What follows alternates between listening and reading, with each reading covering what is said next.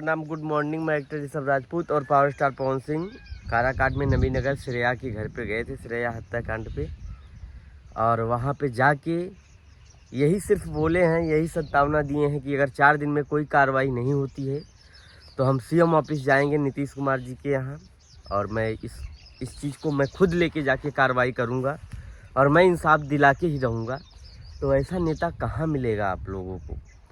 चलो हारे या जीते अलग बात हो गया, लेकिन पावर स्टार पवन सिंह कर रहे हैं ना वहाँ के लिए। लखनऊ से रातों रात गए, दिन में पहुँच के वहाँ पे सारा देख दाख के और रात में निकले। इतना मेहनत का काम कौन करेगा।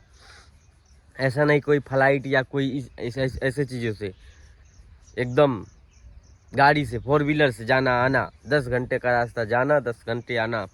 और सबसे बड़ी बात है ये कि जाके वहाँ पे पहुँच के माता पिता से मिले और वहाँ के लोगों से मिले, थाना प्रभारी सब जगह से उनका सबसे मिलके और बोले 4 दिन में इस पे कार्रवाई नहीं हुई, इंसाफ मिलना चाहिए, दोषी को सज़ा मिलना चाहिए, निर्दोष को सज़ा नहीं मिलना चाहिए कि दोषी को छोड़ के निर्दोष के फंसा दिया जाए। तो ऐसा होना भी नहीं चाहिए, जो दोषी हो उसको सज़ा मिलना चाहिए। तो अब देखो क्या होता है, किसको सज़ा मिलता है किसको नहीं। पर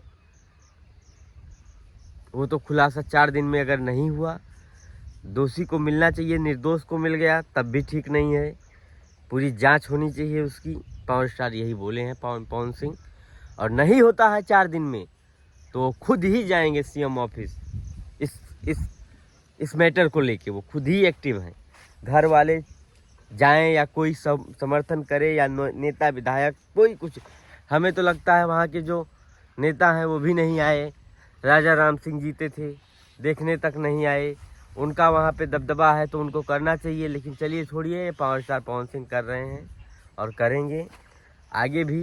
पावर स्टार पवन सिंह ऐसी घड़ियों में काराकाट का बेटा है, तो काराकाट के बेटा वो रहेंगे और वहाँ का कार्य करते रहेंगे।